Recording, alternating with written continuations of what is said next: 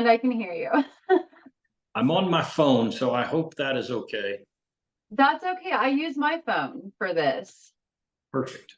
They're just mini computers now, so Yeah, absolutely. It makes it way easier for me. I'm a little slow here. no worries. Yeah. No, I it just takes a lot of patience to learn a new, like each new app or each new Yeah. system. Um it took me 2 years to just kind of like have the patience to explore anything in this realm, um because of that, because of just learning, having to learn something new. Whether it's Zoom and the best ways to use it, because sure, you can use a system, but maybe you're not using it to its, you know, maximum ability or whatever. So it's been a process. Yeah, it's tough enough to learn something new or a new app on your phone, but then let alone learn it on a different device that you don't use it as much. Yeah, exactly. So have you already ran this morning? I'm wondering. Yeah, we did. We got in almost 6 this morning, so we'll have to go back out this afternoon for a little more. Okay. Didn't Well, got caught up on some sleep this morning. Got out of bed about an hour later than I had planned. So, but it was sometimes you good. need that. Yeah, I So, needed it, and it was worth it.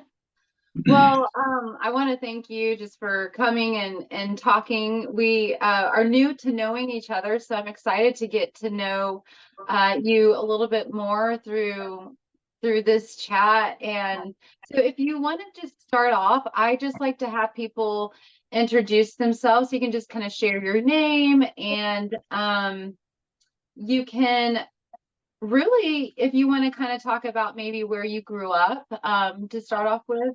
Yeah. Okay, we'll just start at the beginning. Yeah.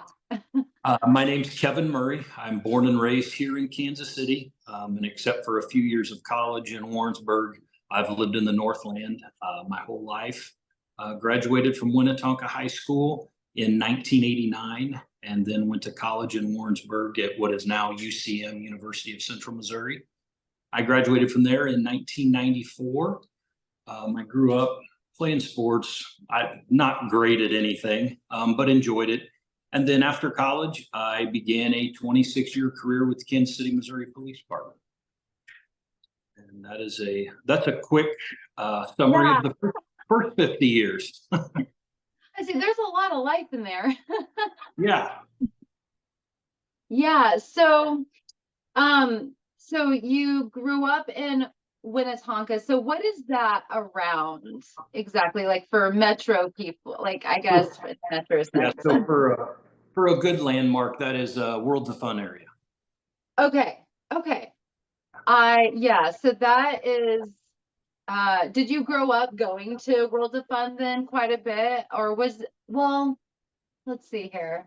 I'm trying to think when they opened, but yeah, did you grow up going to Yeah, that? I'm not that old. They were open when I was growing No, up. I literally just don't know when they've opened, so Yeah, I can't no, remember if it's like the 80s or I actually worked there for 2 years in high school, but outside of that, I went a few times, but not any more than anybody else. yeah, yeah. It's kind of like one of those things, if you live here, it's the thrill Yeah, is gone. yeah. Like, but so, when you grew up, like in that area, did you know that, like, what led you, after high school and going to college? What did you go to college for? And did you know you wanted to be like a police officer, or what led you to that? My degree is in criminal justice, so definitely in college I knew, and I don't know if there was a single moment or a single time when I knew that's what I wanted to do, but that's what my that's what my degree focus was as soon as I started college. So somewhere around 18 is when I decided that's what I wanted to do. Yeah. What did you enjoy doing in high school? Like athletic wise and hobbies and things like that. High school was all sports, and I played 3 sports. I played soccer, basketball, and tennis. So that was year round. So after school, you had soccer, you had practice or games. So during high school, that was pretty much it during school. And then summer was working. Yeah. So it sounds like you kind of always had a focus, something to kind of focus on and something to like a goal to be reached. So to have that consistency, have you noticed that? Did you kind of like that throughout, even with the police force, that consistency for a long time? I don't think it's always been there. I was very fortunate through high school and college to have a group of friends that were very driven, very goal oriented, all very successful. And I definitely benefited from that. I think some of that was in the background, but for me, I didn't really realize that potential in the beginning. Really, about the time I started the police academy, and then just kind of hit a different gear when I turned 47. That would have been 2018, and things kind of really started to change there. And we can dive into that a little bit later, or we can get into it now if there's any other gaps you wanted to fill in. So it's kind of been there in the background. I benefited from a great friend circle in high school and college, and it just really took off here in the last 5 years. Yeah, yeah, I do. That's kind of what I was leading up to. It's just the way when you were describing kind of your background, I kind of noticed, okay, there's this trend. But then, as you said, in 2018, when things kind of changed, so yeah, definitely, I'd love to hear you go into that and kind of what that was, maybe mentally, physically, if so, if spiritually, if so, yeah. Okay. Yeah, let's kind of pick up. That's where the big change occurred, 2018. I think it was October, November of that year. I've always worked out and ran in my younger years, always in pretty good shape, but always yo-yoed. Get in good shape, weigh 195, and then in the winter, get out of shape, weigh 225, and just kept yo-yoing. In 2018, I found myself at 230 pounds. I was out of shape, even though I was still working out. I wasn't doing a lot. Nutrition was horrible. It boiled down to I was fat and I knew better. And it was kind of living a Groundhog Day life, very good life, happy, just kind of unfulfilled. Every day was kind of the same as it is for everybody else. You get up, you go to work, you come home. I would go to the gym, but you have family responsibilities, taking care of kids, raising kids, and then go to bed, get up the next day and do it all over again. And I needed a challenge. So that winter, I really got into the gym, worked out, doing cardio, cleaned up my nutrition. By spring, early spring, I had lost about 30 pounds. I weighed about 200 pounds and just needed a challenge. And the first one was I saw there was an indoor triathlon coming up in 8 weeks. And I thought that would be a great challenge, but I had a huge issue in the fact that I did not know how to swim. I had grown up water. I grew up water skiing, so I was very comfortable in the water.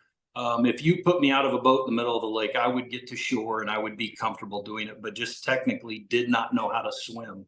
So at the age of 47, I started taking one-on-one swim lessons with a swim coach. And I can still to this day remember the anxiety I would feel going into that pool area, just scared to death like a little kid.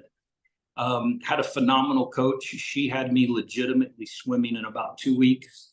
About a month into it, I did a mile pool swim. I did this indoor sprint triathlon. It was a super short triathlon, but that kind of kicked it off. And sometime during that time, I started running. I started with a 2 mile run. And while I was training for that race, I decided to sign up for an ultra marathon that was in September. It was a timed race. It was on September 11th, and it was 9 hours and 11 minutes to do Wow. as many 1 mile loops as you can. And I've never done a organized race. That was my very first race. It was 41 miles and brutal conditions. It was mid 90s that day, and I had no idea what I was doing with hydration, nutrition. But I ended up taking fourth place in that first event. And that kind of started the journey. That's when my whole focus went into starting to do ultra marathons. I've ran in my younger years, but certainly still don't consider myself a runner. I'm not built for it. I'm 6'1", I'm 210, 215 now. Most of the folks doing that are 150, 170 pounds. And I hate running. I absolutely hate it. But I loved what those races and the running did for me mentally. Yeah. So with that, um, so it sounds like that was a lot of the kind of, again, going back to, it seems like you went back to maybe asking yourself what you wanted and what made you passionate. You mentioned it was your kind of schedule during high school, even of just consistently having something to go after, or something to have a personal best at, to get better at personally. And so it's really cool that you were able to make those changes. And I wonder, what was like just one small step at that time when you were in the midst of it? It sounds like it was that triathlon. Was that your small step, or were there other just kind of small steps mentally that took to get to that point of signing up? Yeah, I think that whole process from when I decided I needed to do better, losing 30 pounds, doing the triathlon, and then the first ultra marathon, that was about a 9 or 10 month stretch of time. So just little progresses every day, every week. But there was just something internally that I felt like I needed a little higher standard for myself. I needed to be doing a little something more. So Mhm. that first big jump, really the losing weight and getting in shape, I had done that several times. That was something known to me. But the biggest step was that triathlon and learning how to swim. To take one-on-one swim lessons at 47 was Yeah. terrifying and humbling. Yeah. Um, Getting and uncomfortable, trying something new. Yeah, yeah, getting out of your comfort zone, trying something new, it forces you, like you said, to be humble and come in as a student to life versus, like you said, having this familiarity with, well, I've lost the weight. But it sounds like that was the small step and I mean, that can be anything for anybody, whatever that thing is that will get you out of your comfort zone, that's going to help you. It seems like that's a really important step to take, and something that might be scary even, but to go forward even through the fear and having support in doing that. Yeah. yeah, and even after that first time when you get out of your comfort zone and you're terrified, once you get through that, then it's time to do it again. But we need to take a little bigger step, something a little bit scarier. That indoor triathlon, it was a super sprint triathlon. I think the whole thing and it was indoors, so we did a 500-meter swim for time. We were on a bicycle in the gym in a spin classroom, and then the run was done on a treadmill. I think this whole event was 45 minutes maybe, and I think there were 18 of us. I trained for that thing like it was the Olympics, like it was life or death. I just poured everything I had into that. But Yeah. I had 8 weeks to learn how to swim and do that, and I actually, looking back, I think I won that event, but not a big accomplishment. We were all beginners, but it just kind of lit that fire. It lights And the fire, and it also, I think every time you try something new, and no matter, it doesn't, like I did a marathon, nothing compared to, like I just have the utmost respect for anybody who decides, especially, I hate to say it, but I don't know if it's really true, actually, the whole age thing of like, oh, if I was younger or whatever. I really don't think age matters at all. I think if you're young and you need this, do it. If you're middle age, whatever stage or phase of life you're in, this is something to go to, is that uncomfortability, and that, that marathon, I didn't, like, I wasn't in the top, 10 or whatever, like, but like you said, I put my whole heart into it, and Yeah. I left all of me out there,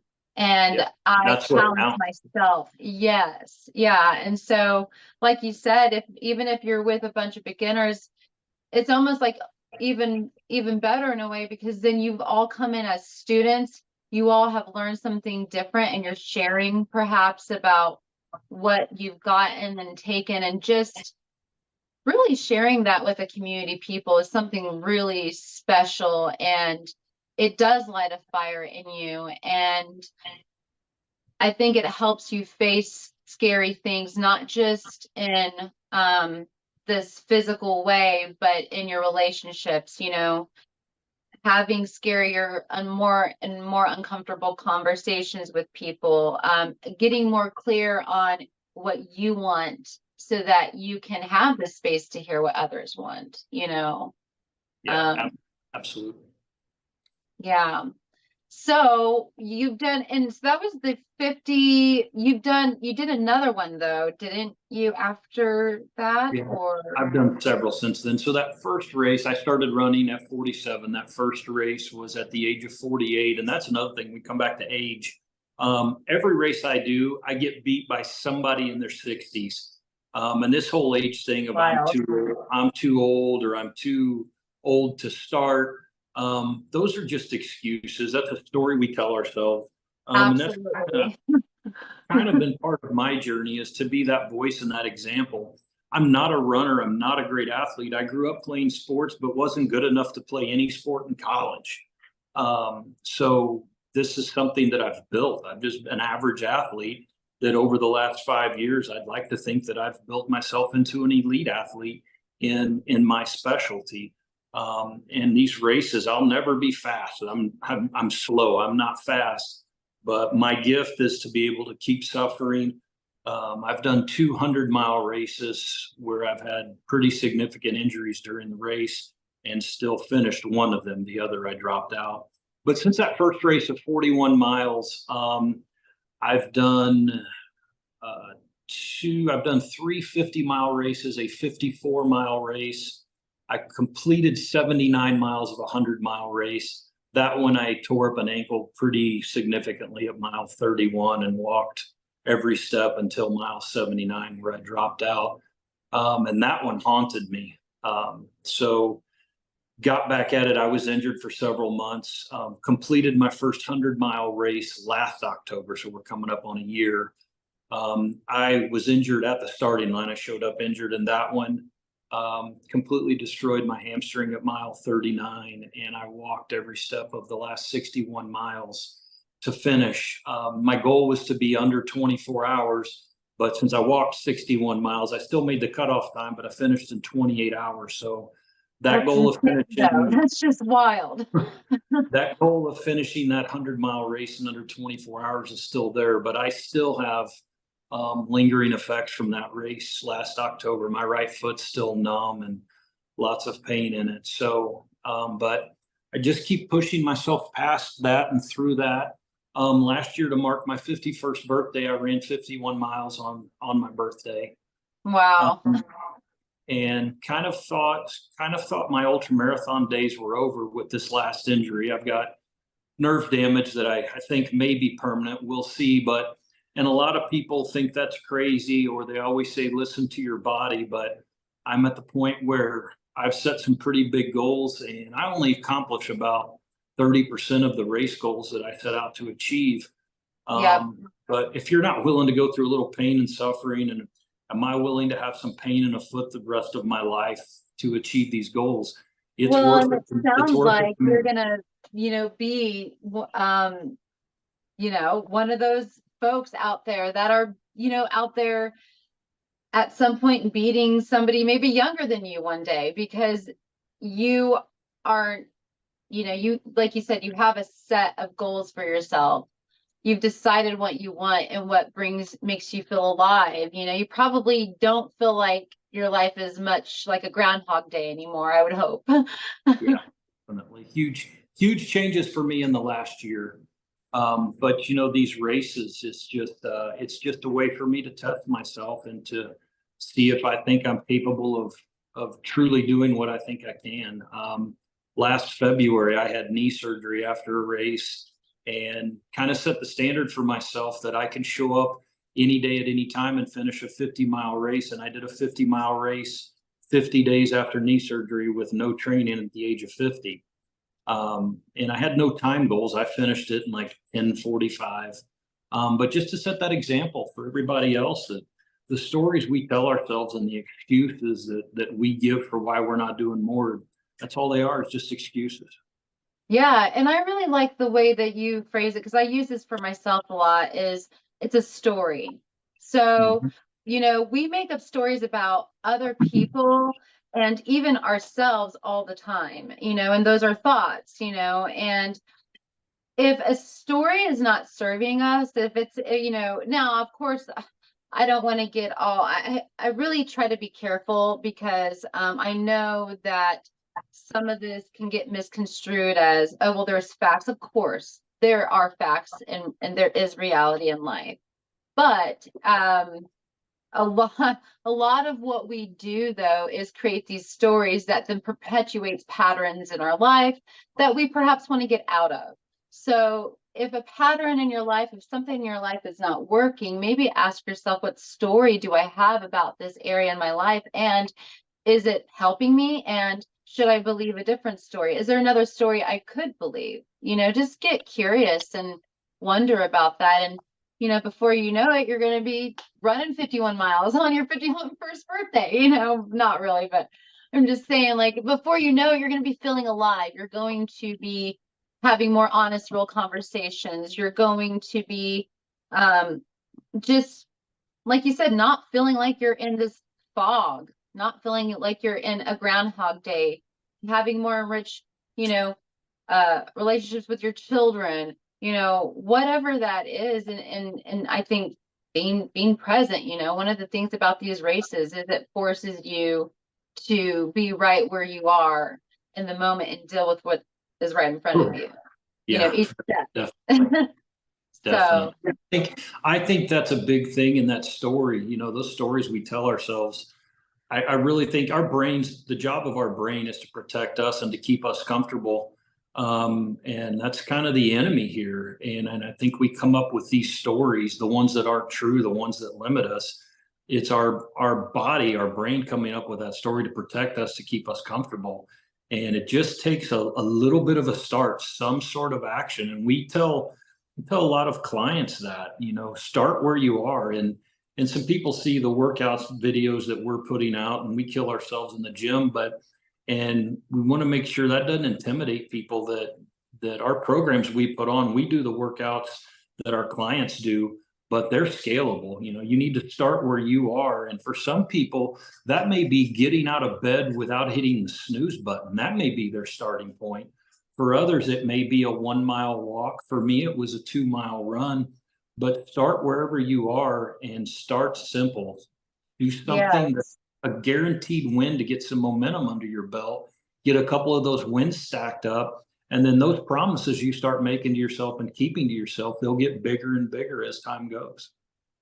It will, and I think you hit another point, those promises. I think it's important in all relationships, including the relationship with ourselves, that we make agreements and commitments that we value to live by, and when you start doing that, it helps things become a lot clearer in your life of what you do and don't want, and that increases your availability to know that you're good inside, like that you're good, you don't need external factors to feel good inside. And from there, you have more capacity to help other people in the way that you and Tara are helping at this time. And I'm a client officially. And so Tara, trains, I go to her every 2 weeks, and, that is the one thing I knew I could, from the immediately when I saw that y'all were doing this, I knew I trusted her because I had seen the way that she had worked before, Yeah. and and then you are just a mashed addition to that, and it's really great. I got to see you train another, person, while I was, while Tara was training me. So I got to see how you coach, and, very practical, very fun, very supportive, and like you said, starting where you are, and each person has an individual purpose and goal that they're going after. And I think that that's the great thing about the workouts, is that you're able to go in and substitute. You have built-in substitute. So if something isn't working, or you don't have something available, you can go in and easily find something that does work, Yeah. Everything is scalable. And I wanted to piggyback on your point that, we have to be in shape or take care of ourselves to help others. And this fitness journey that a lot of us start and get on, and it becomes addictive. People, when we're raising kids, we have young families, our sole focus is on raising kids. And we make ourselves priority number 4 or 5. And for women and for moms, they're even farther off the scale on that. They put everything they have into everyone else and everyone around them, and they put themselves about priority 10 a lot of times, and our health and fitness is what suffers. So I think we all have this misconception that to take an hour a day to work on ourselves to improve our fitness, time away, quiet time for spiritual journey, whatever that is, sometimes we feel like that's selfish, but it's actually the opposite. If we can't take care of ourselves first, and if we can't learn to keep promises to ourselves, we're no good to anybody else. And what I've discovered is that, my expectations for myself and this journey for me is way harder than anything outside of that. So if I can get up on a day that I'm supposed to run a half marathon and it's a blizzard outside, and I can still show up, and on those days I typically do that in a t-shirt just to prove a point, I guess. But if I can keep that promise, all this other stuff in life gets pretty darn easy.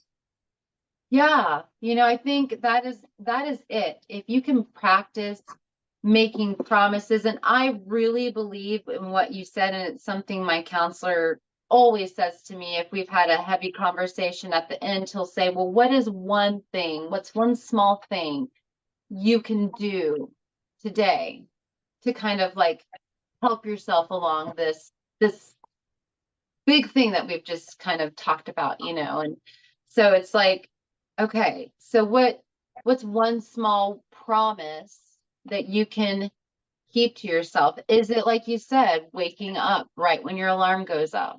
Is it taking 5 minutes to do some breath work? Is it is it saying no to something you don't want to do? What is one small promise that you can make yourself, and then try to increase the amount of time you can practice doing that. That would be the next, I think, thing. Yeah. Yep, definitely. Yeah.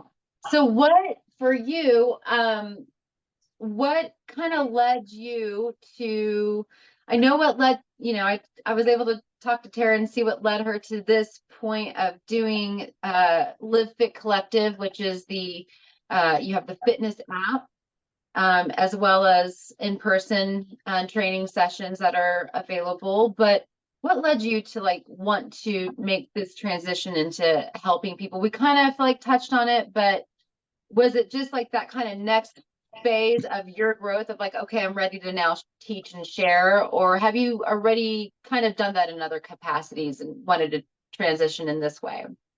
Yeah, this is a conversation I have with people a lot here lately. This has been kind of probably 2.5 year journey for me. I was on the police department and had a great gig, and I know everybody likes to joke that cops are underpaid, but the position I was in was extremely lucrative. Great job. I was way overpaid, surrounded by great people, and people were shocked when I retired the first day I was eligible. And I got to a point where I needed some fulfillment. Again, that was part of the Groundhog Day. So I just made the leap. I wanted to start chasing fulfillment and happiness and not the money. Um, and so I retired the first day I was eligible to start coaching, to be a fitness coach. And then lots of changes for me in the last year. Divorced after a 24-year marriage. Um, and just kind of it ran its course. And I don't want to speak for my previous wife, but it ran its course, and we were a pretty darn good team for a quarter of a century. And I don't see it as a failure. I know a lot of people see it as a failure. Our kids were adults at that time. The relationship changed, and it was time for us to go our separate ways. Very amicable split, not a single harsh word spoken. She's a great woman. It was just time for us to seek a different path, I think. And then in the coaching world, just knew that I didn't need a crutch. We didn't need to be renting gym space from someone else. That I knew I could do this on my own. And Tara and I had that conversation and just decided to jump. We had great chemistry together as coaches, working together. A lot of the same philosophies.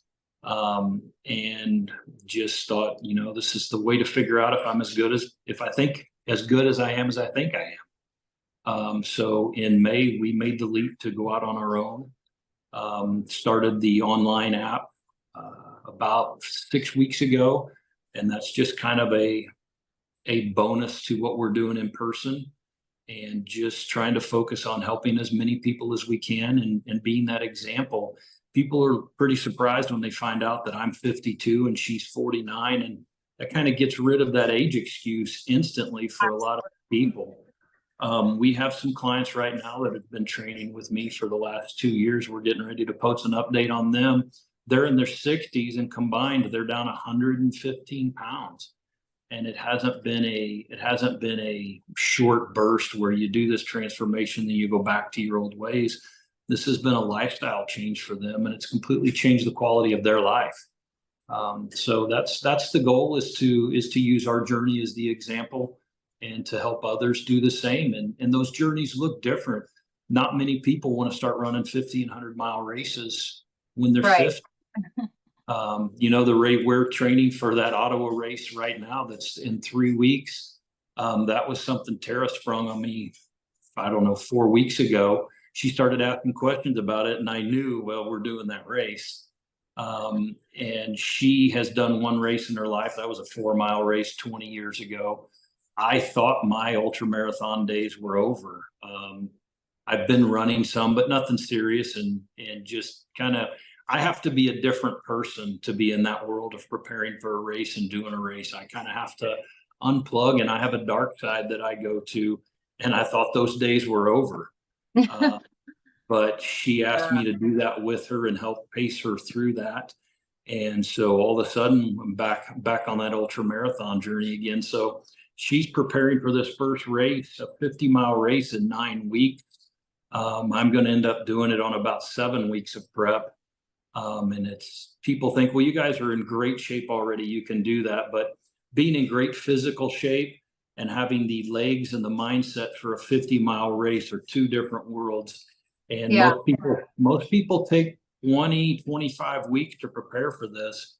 We're doing it in 7 weeks and 9 weeks, just kind of cramming that in there. So the mileage is adding up quickly. We're hurting in everywhere possible on our bodies. But we'll get through it. And again, hoping that sharing this journey will get people out there to push their limits. If we can do an ultra marathon with 7 weeks of prep, maybe you can get off the couch and start walking a mile a day and build from there. I'm always about the walks. Like I'm like, if you want to start somewhere small, first of all, it's super relaxing.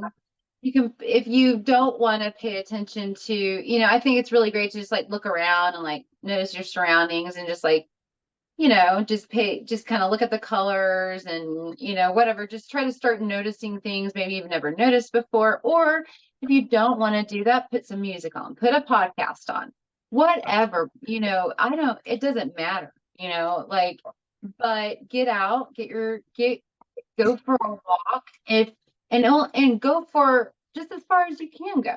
If that's, my mom has had like um mobility issues and things like that. And so like a lot of times for her, it's been going up the stairs in the home, and she's able to walk a lot further distance now than she was, I would say 4 years ago, and I see the difference. She has a heart condition, so she still has her health issues, and she has other conditions, but she still has her health issues. But in terms of mobility, just the walking alone, just the moving, and she's had some weight loss, so that was a big thing. But they kind of go hand in hand. If you start just moving a little bit, then you're going to see that difference. And then also, I think that where I think where the hard part too is our mindset around food. I think that we just get too hung up on it. It's like, again, it's keep it simple. Like don't try to go on some crazy diet. That's not think of things that are sustainable, that you can what is one small thing that you can add or maybe remove, whatever you feel more comfortable going with. If it's adding more grains, great, do that. If it's removing something, great, do that. But start with something small that you'll be able to do. Like you said, gain that win so that you can try something else to shift, and definitely nutrition. Nutrition is definitely the hardest piece of this equation between strength training, cardio to burn fat, and the nutrition. The nutrition is the hardest part. And you're right, people, we need to start simple and small and not crazy. We go months and years with no workouts, no nutrition discipline. And all of a sudden we want to start the latest fad of going keto or no carbs. One, it's absolutely not necessary. And two, we're going from no nutrition discipline to depriving our bodies of fuel that we need. And it works in the beginning. Your body's dumping fluid, it's dumping muscle glycogen, and you can lose 6, 8, 10 pounds quickly. But for 99% of people, it's not sustainable. It lasts for a couple of weeks, and then we go right back to our old ways. And I've heard this a couple of times of people who give me unsolicited advice on running ultra marathons and doing it keto and no carbs. And they bring up that, oh, you can run a 100-mile race with no carbs because there are a handful of people, there's 100 people in the world that can run ultra marathons on no carbs, and every one of them has written a book. And I have these people tell me that, oh, you can run an ultra marathon with no carbs. And when I ask them how many ultra marathons they've run with no carbs, they say they can't run a mile. And I tell them that I don't know a single person in this world that I'm in that could do that. And it's just not necessary. Yeah.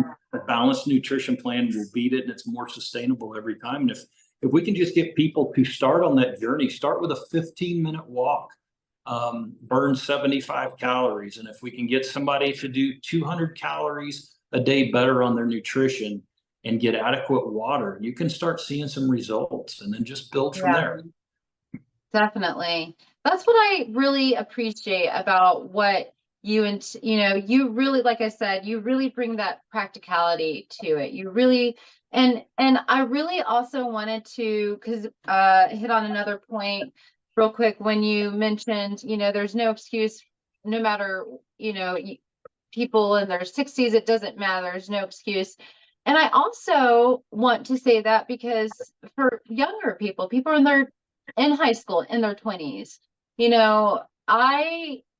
I really was into sports, but then once I left high school, I really lost my fitness and health journey. I thought I was doing things to be healthy, but really, and you are, I don't know, depending on what kind of person you are in your 20s, you might be doing more reckless things. You might be drinking more often, you might be living a more reckless life, at that in that phase. And so I one thing that I'm kind of really passionate about is I love talking to women, especially. It's just kind of, I see myself, of course, as a woman and other women in their 20s, and and just young people in general, I really want to stress, like, I'm, again, not saying don't go to the party, but saying make sure you're drinking water, make sure that at least your nutrition, the same things we're saying for anybody else who's,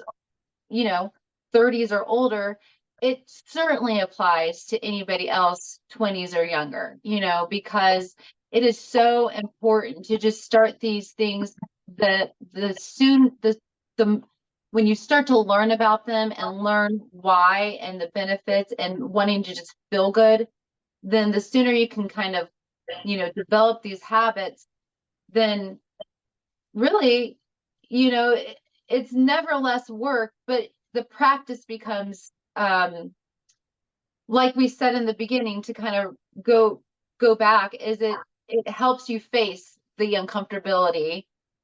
It easier. You're more comfortable going to the uncomfortable, if you will, so You get used to it. yeah. So I think I kind of wish that I knew some of the things I knew now in my 20s, even though I was, maybe going to parties or whatever. I wish I at least was drinking water, knowing how to properly,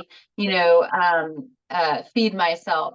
And, also just knowing the importance of going for a walk, especially when you have the time and availability, when you maybe don't have kids at that phase of life, it's a really good way to develop those habits, because then if you do want children, if that's something you want, then you've already got a leg up on some of these habits. Parenting is a whole other thing that nobody has a handbook for, because you never know. That is a whole other road less traveled journey that everybody has to go on individually as a parent. But it at least gives you some, like, kind of Maslow hierarchy of needs habits that you've already built in for yourself, to help get you through. Yeah, a big message we're on right now is earn it. I don't know if you've seen the video that I either Tara put it out or I put it. I can't remember yesterday. We did one similar last weekend. Saturday's our long run day. And this past Saturday we did 17 miles. We burned a combined 4,000 calories, and then we went to breakfast, but we had earned it. We had pancakes and omelets and biscuits and gravy, but we earned every bite of that first. And that's a big thing for people. If we can just get in that mindset of earn it, even if we can just earn a little bit of it. And delayed gratification, like, absolutely. Yeah. Yeah. So if we can start with that mindset earlier in our lifespan, and raising kids, you are right, it's the most difficult job we'll ever have. And they do take our number one they become our number one priority. But if at least some of those habits and that mindset can survive, they're not little forever. They get to be 10 and 12 and start to become self-sufficient. And we can mix in 30-minute at-home workouts. We can go for a 30-minute walk. They can go with us. And it teaches them the habits that maybe I know for me, I wasn't taught these habits growing up. And that's pretty normal, I think, for a lot of people. Some families I certainly see, I'm like, oh yeah, y'all were they had that mindset, but it does depend on your experience on when you grew up. But again, that's no excuse to not start. So start small, and maybe it's not how you grew up, but I think as humans, it's just, we got to take care of our bodies. We got to take care of our minds and our souls. And I think the more that we do that, we are able to help others more. And for me, that's kind of what it's all about, Yeah. Well, where can people follow you? And also, if somebody wants to get in contact with you to get information on online coaching or anything like that, how can people reach out to you? On social media, I'm on Facebook and Instagram quite a bit. Kevin Murray 100. We have a website, livefitcollective.com. You can go there for some more information about us. There's a link on our social media profiles that you can click on to join the online program, which again is the same program that our in-person clients go through. The only difference is the workouts are done on your own, obviously not one-on-one with us. But that online program has a dashboard where you can track the food you've eaten, the calories you've burned, your daily step totals. There's a ton of resources in there. So I that's the love best. it. Yeah. I mean, not to, I'm sorry to interrupt, but I kind of want to rave about it because what I really like about it for me, what I was missing was a little bit of that camaraderie, that crew aspect of my fitness journey. And even though it's an online app, you can see when people are completing their workouts. So it'll say, you know, people aren't necessarily chatting, but you can see if somebody's done a run. You can see if somebody's completed a workout. It kind of motivates me. It is like, You're oh, like, somebody else, crap, I didn't get it done. everybody else on the app has done. Go do it. You know, so I love that aspect of it. There's recipes and you can sync, like, let's say you already use another app to track your food and you're like, oh, I don't want to go both places. You can sync it. So that's what I do. I'm kind of bad about tracking my food because I can barely send a text back to somebody sometimes, let alone track, but I do it sometimes. And so I love that aspect of it. I also, yeah, it's very user friendly, very user friendly. Yep. Good to hear. Yeah, that was part of the initial goal of that. And our approach, especially with the workouts, we put a ton of work into designing these workouts that our clients go through, again, both in person and online.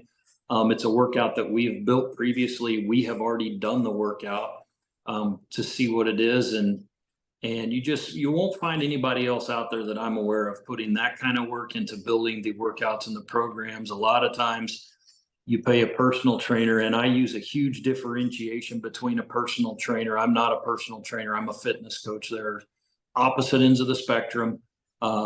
But you walk in, your personal trainer was 3 minutes late to the appointment. They have no clue what you're going to do that day. They spend half of your session telling you about their vacation they just went on and what they did that weekend. And we just really try to provide value. Folks pay a lot of money to train with personal trainers and coaches, and you need to provide market. Yeah. So our goal is to provide value, and our approach is if we can provide enough value to enough people, everything else takes care of itself. Yeah. Yeah, and that's what I really feel. And what you said there, fitness coach versus personal trainer, you know, I really feel that's one of the things I really love about you know, what y'all have created is a very holistic approach.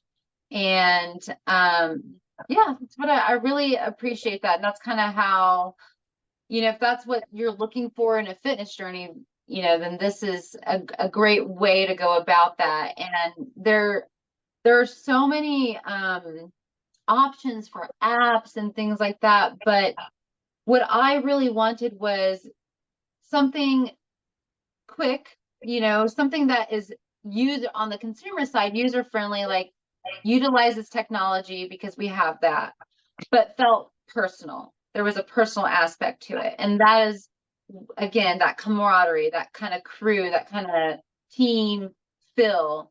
I grew up in, you know, when I did do sports, that's one of the things I loved about sports is having a coach. I go to a counselor because I love having a mentor. I love, you know, one of the things I also like about you both is that you have mentors outside yourself. You know, you look to things outside yourself to help grow you. And I think that's really important as a coach, that's kind of what I look for, is somebody who also is trying to grow themselves as they're growing, helping to grow other people, you know. So I think if that's what people are looking for and that's what they want, then this is a great tool for it. Yeah, well, I think that's part of being transparent and authentic is if I have all the answers, then I don't have very lofty goals and I'm not headed anywhere. There are a ton of people out there that are working circles around me that are 10 times better than me. And if you get access to those people, why would you not go spend some one-on-one time with them, ask questions and learn from them? So. take every Great chance. openness to learning mindset. Yeah, absolutely. So, yeah. Well, thank you again for having this chat. It's been nice to get to know you a little bit. I feel like I kind of know a little bit the why behind the who, Yeah. and so Maybe that's really that gives some understanding to some of the madness. well, when you start living a full life, life is messy anyways. So you might as well be, like you said, honest and yourself and authentic. And really, I think what you'll end up finding is how you are able to not only bring joy to yourself, but help kind of be that to others as well, and in whatever niche or capacity that is for you, so. Yeah. To expand on that, I know we're wrapping up here, but Yeah.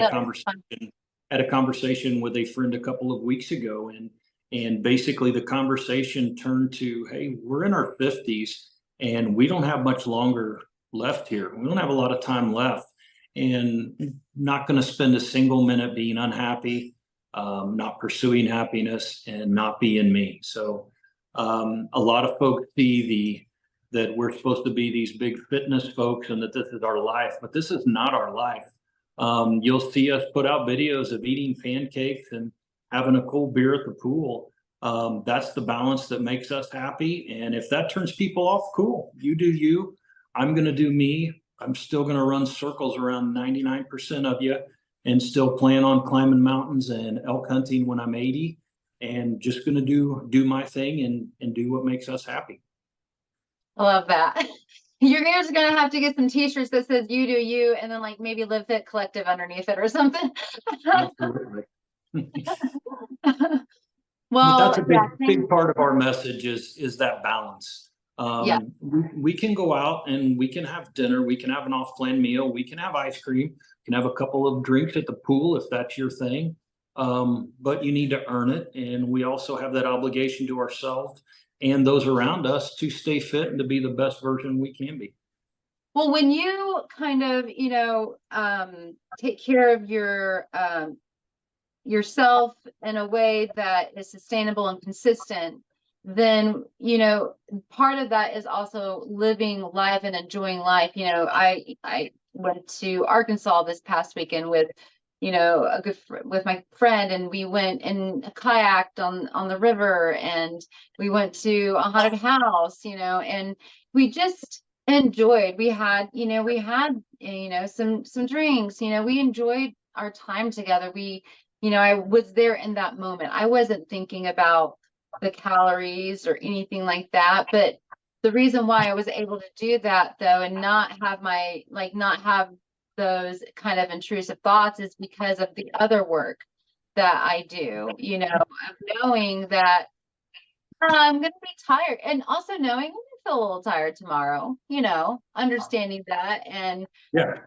not being, because I'm tired tomorrow doesn't mean that I stop drinking water all day. Doesn't mean that I don't, you just enjoy life. And part of enjoying life, being able to enjoy life, is to be good in our body and in our minds and in our hearts, and they all go together. And start at the easiest spot for you. For some people the heart is the hardest, for some people the mind is the hardest, for some people the physical is the hardest.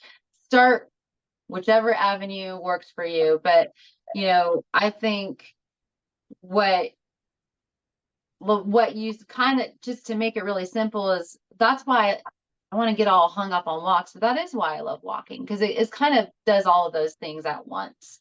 If you really Absolutely. just take a few minutes, take 15 minutes to go for a walk every day, Yeah. and just On the start. flip side of all that, of what we discussed, of you be you and do what makes you happy, I interact with a couple of folks, and I know some people that don't drink. Very rarely do they have off-plan meals. They run every day, half marathon, 20 miles a day, every day, don't ever miss. And that's what makes them happy. That's what fills Absolutely. their bucket, and more power Yes. to them. They Yeah, shouldn't be judged any more than anyone else. So regardless of absolutely. where you are on that spectrum, you be you. Take care of your health and fitness, but have that balance, be you, and pursue happiness.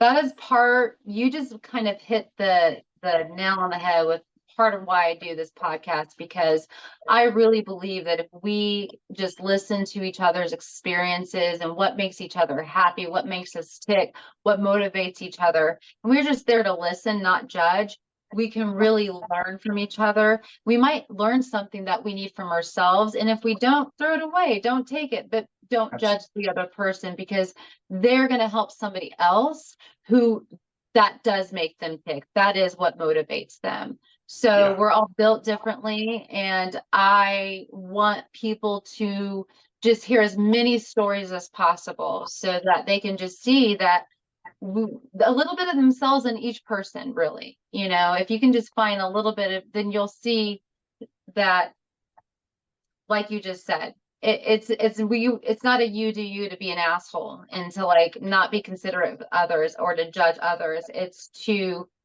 find and hone in on what does make you tick, so that you might help somebody else where they relate in that way as well. And same for others. Yeah. It's really, I think it's one of the most important things I'm finding in my life. And I think it's helping all of my relationships, even though, like you said, there's still struggle and suffering, but that is, you know, life comes, there's a recovery statement. It's like life comes as it comes, or something along those lines, you know. And that's one of the things that I've, you know, tried to also live by, and not put so much weight in some of the external struggles, because those will always be there. And again, back to the running, if you can just like use that analogy of taking it one step at a time and just seeing what's right in front of you and dealing with just that one step at a time. So yeah, definitely struggling, and you know, in that way, I guess. That approach works when the wheels come off at mile 32 in a 100-mile race, and it also works in life, that when you get overwhelmed with 20 different things, don't focus on that big picture. Focus on the next item. Let's knock one item off the list and get through it, just like we do a race, 1 mile at a time. And sometimes it ends up being 10 yards at a time. Yeah, I think we're gonna have to do another one with you and Tara. These conversations are just too good. Absolutely. Anytime, just let us know. Yeah, because I mean, I really appreciate the openness to learning, and the just openness to sharing and wanting to help. And so I will put all the links for Live Fit Collective in the description of this, and also where people can follow you. And I'm just so excited to keep learning from you both. Honestly, I told Tara that in one of the sessions that, you know, I was really looking for a mentor for myself in this way. And I don't know, when I saw that you all were doing this, and that, you know, I just really wanted to get that coaching for myself. And I told her she's right on the same schedule as my counselor, every 2 weeks. So well, we're happy to help in any way we can. Yeah. So thank you so much. And I hope you enjoy your next run for today. All right. Well, thank you for having me on. I always appreciate the journey and being able to tell our story. Awesome. Thank you, Kevin. Thank Bye. Bye-bye.